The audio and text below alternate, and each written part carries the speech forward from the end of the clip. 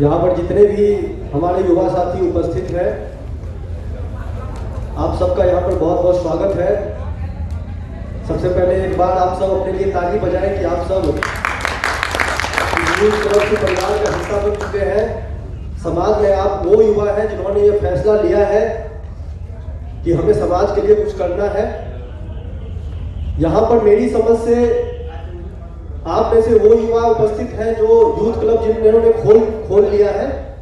कुछ ऐसे युवा भी यहाँ पर होंगे जो यूथ क्लब खोलने की प्रक्रिया में होंगे, और कुछ ऐसे भी युवा होंगे जो ये जानना समझना चाहते हैं कि यूथ क्लब क्या है, यूथ क्लब का इस्तेमाल आप अपने फायदे के लिए, समाज में अपनी पहचान बनाने के लिए किस तरीके से कर सकते हैं। और तीसरा और सबसे महत्वपूर्ण जो चीज है कि बिहार के लिए यूथ क्लब क्यों इतना जरूरी है। देखिए, यूथ क्लब की व्यवस्था उन युवाओं के लिए बनाई गई है जो समाज में अपनी पहचान बनाना चाहते हैं, राजनीतिक जीवन की शुरुआत करना चाहते हैं और समाज की मदद करते हुए समाज का अगुवा बनना चाहते हैं, समाज का लीडर बनना चाहते हैं। यूथ क्लब के माध्यम से आप गरीब बच्चों की पढ़ाई की व्यवस्था करवा सकते हैं, गांव में खेल कूद की प्रतियोगिता करवा सकते हैं, और जो सरकारी योजनाओं के जो लाभार्थी होते हैं उन तक आप सरकारी योजनाओं की मदद पहुंचा सकते हैं।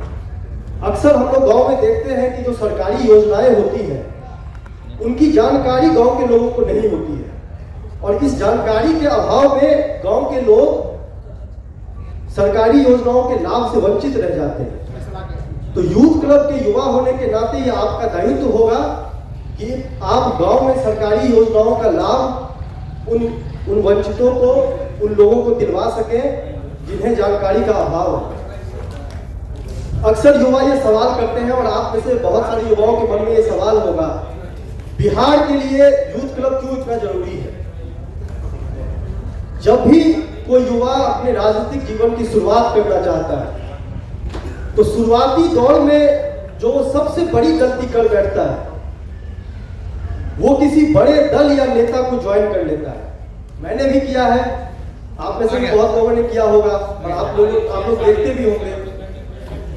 5-10 साल तक वो युवा उस नेता के लिए, उस दल के लिए झंडे खोता है, रैलियां करता है, धरना प्रदर्शन करता है, नारे लगाता है, और 5-10 साल के बाद जब उसकी युवा अवस्था खत्म होती है तो वो पीछे मुड़कर देखता है कि ना तो उस दल ने उस युवा को कुछ दिया, ना तो समाज में उसकी पहचान बन पाई, ना तो अपने निजी जीवन के लिए और पारिवारिक जीवन के दायित्व का निर्वहन करने की स्थिति में वो युवा रहता है, और धीरे धीरे वो राजनीति से खुद को अलग कर लेता है, क्योंकि उसपे अपने पारिवारिक जीवन की भी दायित्व की निर्वहन की जिम्मेदारी है, और समाज में उसकी उस तरीके से पहचान बनी नहीं है। इसीलिए आप देखेंगे कि युवाओं के लिए राजनीति के दरवाजे लगभग बंद हो चुके हैं। एक जानकारी आप सबसे साझा करना चाहता हूं। आज हमारा देश युवा देश है। देश की आधी से ज्यादा आबादी आज युवाओं की है। लेकिन जब आप अपने संसद भवन को देखेंगे, अपने देश के सांसदों को देखेंगे, तो आप देखेंगे कि देश के संसद भवन में सिर्फ 8% युवा सांसद हैं। उनमें से भी ज्यादातर वो लोग हैं जिनको राजनीति विरासत में मिली हुई है। अगर मैं बिहार की बात करूं तो अभी तक जितने भी MP MLA बिहार से बने हैं उनकी अगर आप सूची बनाएंगे तो आपको दिखेगा कि सिर्फ 1200 परिवार के लोग ही बिहार में MP MLA बन रहे हैं। इसका मतलब साफ है कि राजनीति में परिवारवाद, वंशवाद इस कदर हावी हो चुका है कि आम युवाओं के लिए राजनीति में सारे दरवाजे बंद कर दिए। यूथ क्लब की व्यवस्था के माध्यम से श्री प्रशांत किशोर जी ने वर्षों से जो ये बंद पड़ी दरवाजे हैं, आम युवाओं के लिए राजनीति में जो ये बंद पड़ी दरवाजे हैं, उसको खोलने का प्रयास किया। हम लोगों में से कोई भी नेता नहीं है राजनीति की भी उतनी जानकारी नहीं है जितना कि आमतौर पे एक नेता को होती है। कोई कहीं पे नौकरी कर रहा था, कोई नौकरी की तैयारी कर रहा था। आप में से बहुत सारे युवा नौकरी की तैयारी कर रहे होंगे, लेकिन आज सब कुछ छोड़कर बिहार को बदलने के लिए आए, बिहार के सम्मान और स्वाभिमान के लिए वापस आए हैं। जो कि एक कहावत आप सबने सुनी होगी कि जब असूलों पे आंच आए तो टकराना जरूरी है, और जिंदा अगर हो तो जिंदा नजर आना जरूरी है। प्रशांत किशोर जी ने 6000 किलोमीटर पैदल चलकर बिहार को बदलने का संकल्प लिया।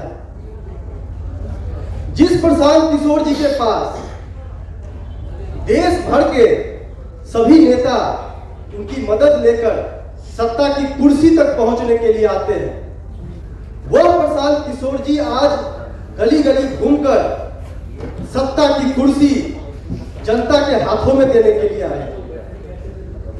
क्या जरूरत है उनको अपना सब कुछ छोड़कर गली गली धूल फाकने की, गांव गांव सबके दरवाजे पर जाने की? जरूरत इसलिए है क्योंकि जिस जाति और धर्म की राजनीति में उलझाकर बिहार की जनता को बरसों से रखा गया है, उस राजनीति को अगर बदलना है, अगर उस व्यवस्था को बदलना है, तो बिना जनता को जगाए, बिना उनको उनकी समस्याओं को देखे उसे नहीं बदला जा सकता है। आप लोगों की जानकारी में होगा 2,37,000 करोड़ का बजट है बिहार का। 2,37,000 करोड़। हम लोग घूम रहे पिछले 4 महीनों से बिहार के गांव गांव में, ना तो किसी गांव में सड़क है, ना तो किसी गांव में अस्पताल है, ना तो किसी गांव में स्कूल है। ये सारा पैसा जो आपका है, बिहार की जनता का है, वो सारा पैसा अफसरों और नेताओं की जेब में चला जाता है। और हम युवा इसको देखते रहते हैं, हर चीज को देखते हुए आखिर में हम दिल्ली, पंजाब, मुंबई जाकर 12,000, 15,000 की नौकरी करते हैं। और ये जो 2,37,000 करोड़ जो हमारा रुपया था, जो बजट है बिहार का, वो इन दलालों के जेब में चला जाता है। ये हकीकत है बिहार की। इसीलिए ये यूथ क्लब का मंच, यह यूथ क्लब का जो परिकल्पना है, ये इतना महत्वपूर्ण हो जाता है। जब तक आम युवाओं की भागीदारी राजनीति में सुनिश्चित नहीं की जाएगी, तब तक आप बिहार को नहीं बदल सकते। यूथ क्लब के माध्यम से, यूथ क्लब में और दल में क्या फर्क है, बहुत सारे युवाओं के मन में एक प्रश्न होता है। अक्सर हम लोग युवाओं से मिलते हैं, वो कहते हैं हम अगर दूसरी पार्टी को ज्वाइन करते हैं, अगर हम जन सुराज के साथ काम करते हैं यूथ क्लब के माध्यम से, क्या फर्क है? आपके मन में भी ये सवाल होगा। फर्क ये है कि यहां पर आपको किसी का झंडा नहीं उठाना है, यहां पर आपको प्रशांत किशोर जिंदाबाद का नारा भी नहीं लगाना है, यहां पर आपको प्रशांत किशोर के लिए रैलियां भी नहीं करनी है। यहां पर आपको सीधे तौर पर जिस जनता का, जिस समाज का आप नेता बनना चाहते हैं, उसके लिए काम करना है, उसके भलाई के लिए काम करना है, और उस समाज का नेता बनना है। ये बहुत बड़ा फर्क जो दूसरे दलों में और जन सुराज और यूथ क्लब के माध्यम से जो अपॉर्चुनिटी, जो मौका आपको दिया जा रहा है, उसमें आखिर में बस 2 बात कहना चाहता हूं। कश्मीर से लेकर कन्याकुमारी तक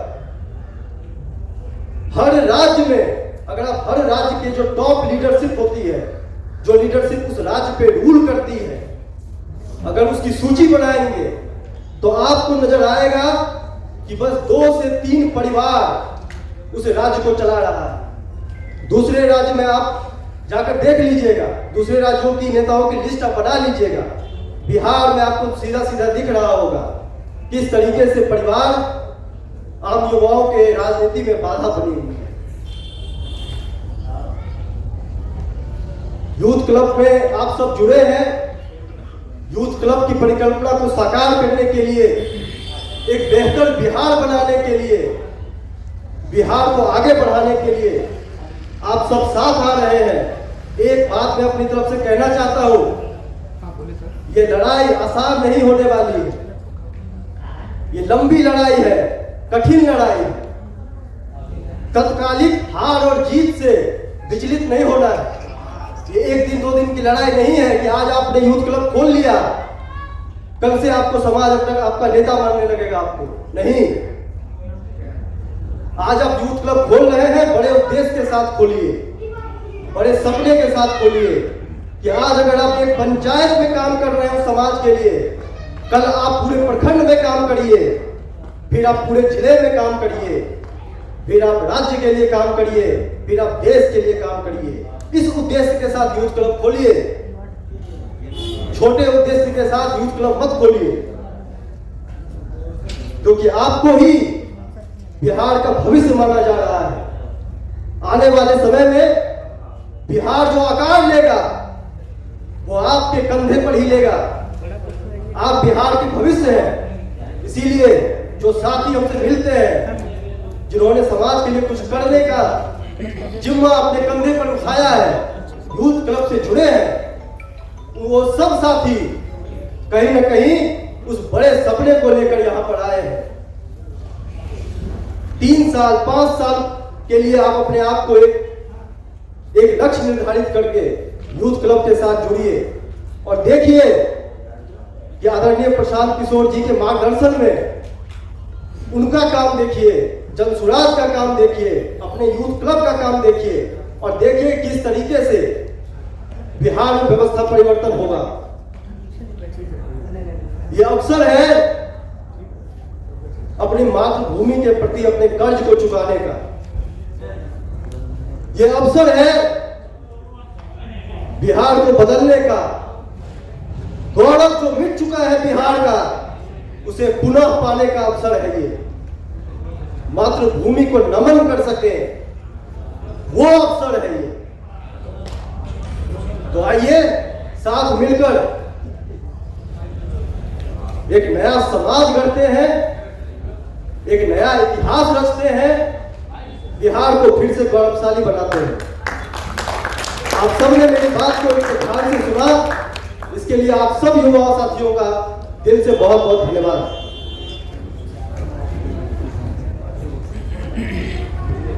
नमस्कार भाइयों, मेरा नाम शशांक है, मैं भी इसी टीम का एक हिस्सा हूँ। आप सबको ये पत्रिका मिली होगी, जिनको नहीं मिली एक बार हाथ उठा लेंगे, अगर नहीं मिली है तो।